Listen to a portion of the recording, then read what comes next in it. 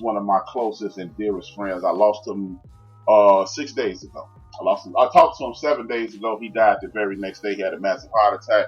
Shout out to you, Captain. Shout out to you. Rest in peace forever, man. You always be in my heart. Even though you're not here with me, you'll be in my heart until the day I expire. Big ups to the captain of my football team, one of my closest friends, Andre Riley. I'll holler at you.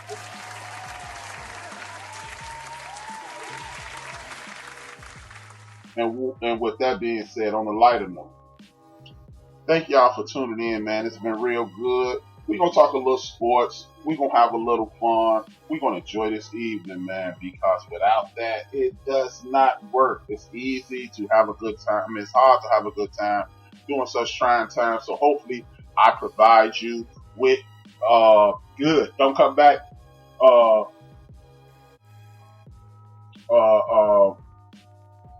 I hope I provide you with a little relief. A lot of the country is currently on lockdown, and if you are one of those people like myself, we're gonna hopefully provide a little entertainment.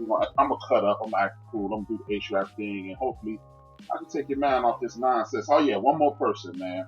My sister Tess Jones, another person I've known since before I had teen in my age. Her father may not make it. Praying for you, Tess.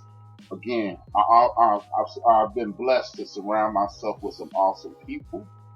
Tess is one of them. She's going through a trying time.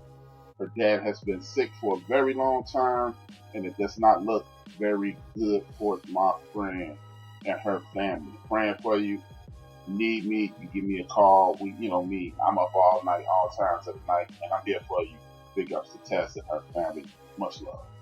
Now, we got a little bad news on the sport front this week, man. Man, the 2020 Olympics in Japan have been postponed to next year. This is a collateral damage from what is known as the coronavirus. The coronavirus or COVID-19 or whatever it is, this nonsense that's going on throughout the country, throughout the world, and it has basically taking sports out of our lives. The Olympics in Japan have been postponed, and it seems like, oh man, that's an easy fix. We still gonna get the Olympics, but I want you to pay attention to the fact that you got people who've been training a whole lot of their lives. This could have been their last Olympiad. This could be the last opportunity for them to make it or do what they want to do for the rest of their, to make a mark in the world. And now they don't have that opportunity. I send prayers and blessings and peace be still your heart, because I know it's disappointing. A lot of these young men, young women, middle-aged men, middle-aged women, and everybody who's participating in that. I wish you the very best. Hopefully something can be done before next year. And it's just going to be a horrible situation if you ask me. You got people like one of our podcast friends, Tiffany Sports Hills, who's heavily into track and field. We give her a hard time, but she's heavily into track and field, and she's going to be disappointed as well. It's a lot of people into the summer games, a lot of people into the patriotism of the Olympic Games, but they're going to be postponed a year. So it's not as bad as it could be, but it's not what we wanted it to be. Now, with that being said, as usual, ESPN and the talking heads on that damn channel took this as an opportunity to jump on the bandwagon against the people who run the IOC. Oh, it's about the money. If it wasn't about the money, yada, yada, yada, this, that, and the third. I get it, man. In most cases, when you're dealing with something in the United States of America, it is about the money. But at the end of the day, let's be honest. Why would you cancel something before you have to? Why would you postpone something? You should wait to the very last moment, because you never know what's going to happen tomorrow. What happens if all of a sudden this whole thing goes left and you don't have to cancel it? So I'm not going to get on these people. I'm not going to get down on them, because that's the cool thing to do. Oh, well, see, it's all about the money, and I'm the smartest guy in the world, and I know everything, and I'm loud. Y'all know who I'm talking about. I'm loud, I'm bombastic, I'm in your face, and I'm telling you what it is. That sounds good on the surface, but I'm not chasing that type of fame. I'm trying to be reasonable on here. I actually have something to talk about. So I'm not going to jump down these people with the NCAA. I'm not going to jump down the NFL's throat. I'm not going to jump down the IOC throat. Look, everybody who's doing this, including myself, would like to have a big bag of money and would like to continue to make money into perpetuity. So for you to act as if this isn't about the money and you stand upon some high ground that you're gonna save people, go ahead, stand there. But if you're standing next to me, you're not gonna have any company. Because at the end of the day, we enjoy sports. If we didn't enjoy sports the way we do, your ass wouldn't be on TV. If it wasn't about the money, Stephen A., Max, won't y'all cut y'all salaries down to about $250,000 to let everybody else get other jobs? Y'all not willing to do that, so shut the hell up with all that nonsense about, oh, it's about the money. I don't respect these people. All you have to do is take a pay cut and start feeding the poor. Steve, you getting like $10 million. Yeah, I bet you Max getting at least $1 million, $2.5 million, $2 million a year to do what you want to do what you love to do. Go ahead, donate some of that money to the poor and the sick and the needy. Since y'all on such moral high ground, I'm tired of it. It's just certain things that just get under my skin, and it's when people want to be so morally. I stand on such a moral high ground. I wouldn't put people in jeopardy. Whatever, Max. Whatever, Steve. It sounds good, bro. It makes it seem as if you're some pristine individual that cares about the entire world, and you may. But to damn other people for for creating a spot for you, then I'm not doing that, man. See, if I have one rule and one rule only. If you are willing to wake up tomorrow and admit that you will make a mistake, if somebody does something that is not in line with your thinking, then that may be a mistake as well. Don't create content. This is the sports world. It's enough content to go around. Trust and believe. It's enough if you know what you're talking about. If you have an idea of what's going on, you don't have to focus on LeBron, the Dallas Cowboys, the Lakers, and 3 or 4 other, Tom Brady, and then you can focus on the realities of the situations, and then you won't have to beat the hell out of that dead horse. Point blank period. You don't have to wait for a NFL, NBA, Major League Baseball, NHL, or MLS player or a boxer, MMA fighter to say something to pounce on it for 20 minutes or your 2.5, 3-hour shows. You will have the ability to span the sports world and pick out things to talk about. Now, I am going to contradict the hell out of myself because I'm going to be heavy football today, and I'm going to kick Tom Brady in his behind. But it's simply because it's not a whole lot to talk about. But I'd be damned if I sit around until the sports come back and talk about Tom Brady, when LeBron. It's way more things to talk about, and that's why sports is people who really love sports. That's why we walking away, because all y'all do is talk about the same thing, and we're starting to. Hey, that's why we have podcasts, so we can talk about something else. With that being said, allow me to kick the national. You know what? I'm gonna go basketball. I'm gonna go basketball.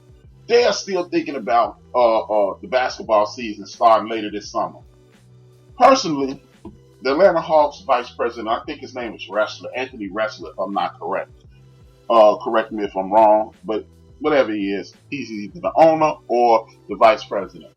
He came out and said, because we cannot optically and ratings wise compete with the National Football League, since we cannot keep up with that football craze that the United States of America, myself included, has, why don't we start our season Christmas Day and take it through August? A lot of people, oh man, that would be crazy. No, it wouldn't be.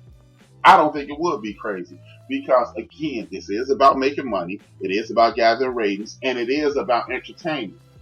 I seem to remember most people in the United States of America today being upset around June with basketball in, because most of y'all not watching baseball. Oh, baseball is boring, it's too long. But if you have some basketball to watch, the theory is, oh man, we going on vacation. Ain't nobody going on vacation for the next few years, because the country and the whole world going broke. So your ass is going to be in the house. You may as well watch basketball for a couple of years. And guess what? If you watch basketball for a couple of years, what's going to happen? You're going to get used to watching basketball in the summer, and then it's a rapsy scapsy. It's over. Look, I think it would be dope. Start basketball in December, end it around August, and then it's going down. Now I got something to watch in the summer when them old garbage ass preseason football games on. I ain't gotta watch that. I can watch the NBA finals. I'm cool with it. A lot of people are not. I understand. That's your get down. This is mine. I think it would be super dope basketball season. Cause look, let's be honest. If it's an NFL game on, and it's an NFL game on, and a playoff game in the same place, what you gonna watch? You gonna watch an NFL playoff game or a game that means something to the NFL playoff game versus Game 7, Game 11 of the NBA season. Y'all always say, the season don't really start at Christmas. How about that mug start exactly at Christmas? It's just, that's what it is. The Big Three made summer basketball timely. Yeah, man. I mean, then Ice Cube might be SOL. I forgot about Q. But Q, move your joints to the midwinter or early spring or early fall or whatever. We could work it out, man. We could do two things at once. We could see our old school legends play and our old school legends coach and watch regular old basketball. Maybe they can snatch up a couple of brothers from the Big Three and bring them into the NBA. I don't know. But I just think in regards to watching basketball over the summer, by the way, it is a summer sport. Newsflash, it is a summer sport. Most of us start playing basketball in the summer, myself included. So it is a summer sport. I ain't really tripping. I think it's kind of dope. You know, cut the season down to around 50 games and start around Christmas Eve. I agree. Hey, Rated Kev, that's my man Rated Kev. Thank you for joining the show. And my man Joe and my man Ron have commented. If anybody comment again, I'll shout you out too. But Rated Kev, I ain't with this cutting down of the league. Look, it ain't too, in my opinion, Rated Kev, I'm not saying you're wrong. I don't think it's too long. I don't think it's too long, man. I think it's dope. I think it's super dope the way it is. It's a marathon. It's not a sprint. I think 80 games is enough. I just think we living in the age of it's always, we need to have a blame game, Rated Kev. Everybody got to blame something. This is why these guys getting hurt. These guys have better medical facilities. They have better traveling facilities. They have more advantages than the Dr. J's, the Michael Jordans, and going backwards. So if you have more medical, more dietary, and more luxuries, why can't you play 80 games? Because here's the thing. When people say the season is too long, what else are they doing? I'm giving you $35 million to play 80 or more games. $35 million to pay 80 or 82 or more games. Bruh, and here's the sad thing, Rated Kev, for those people that say, see, this is why they get hurt. What do basketball players do in the summer? How did Boogie Cousins get hurt?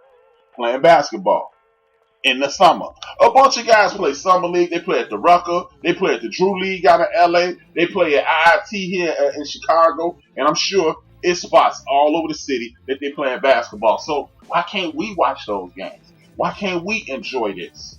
That's all I'm saying. I mean, teach his own. I mean, hey man, everybody got an opinion. Everybody got the opportunity to throw it out there.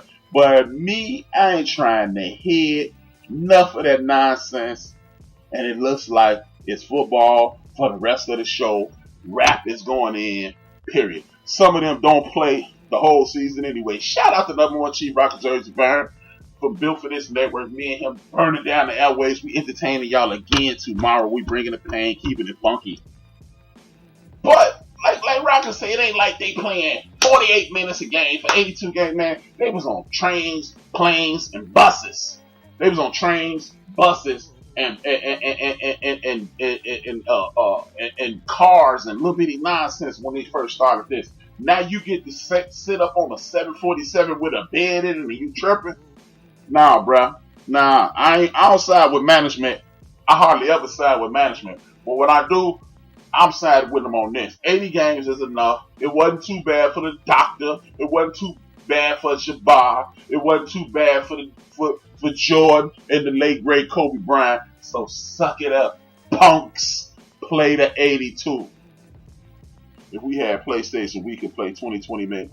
I don't play video games, Ron, but I teaches them.